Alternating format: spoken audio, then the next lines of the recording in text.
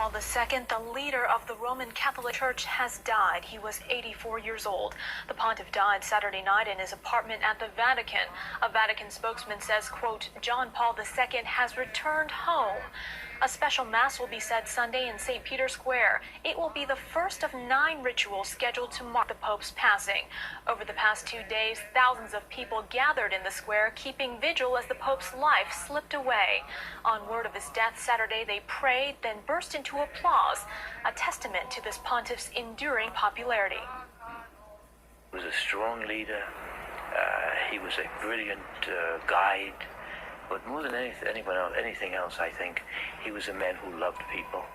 And people understood that, and people reacted to that.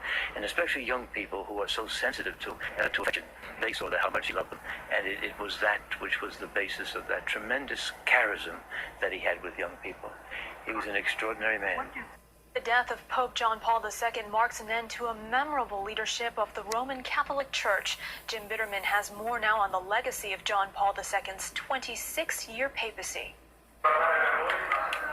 During his long reign, the Vatican used to boast that Pope John Paul II had personally made contact with more people than anyone else on earth. 15 million alone, according to estimates, attended his Wednesday audiences in Rome. Not to mention the millions and millions and millions who turned out to see him on his more than 100 trips to all corners of the earth. Add to that the billions who saw him on TV, and surely the Pope qualified as the most recognizable figure on the planet. And how did he use that visibility? Many credited John Paul with precipitating the downfall of communism, with confronting dictators on human rights, reaching out to redress divisions between religions. He used his priestly pulpit to comfort the downtrodden as he traveled throughout the underdeveloped world, and to confront the powerful as he did on the war with Iraq. Even some who acknowledge the Pope's failings rate him a success. Name any global figure who has achieved 100% of the things they set out to achieve. I think the measure of success really has to be sort of fidelity to one's own vision, and the capacity to make that vision real. There are many, of course, who never accepted the Pope's vision.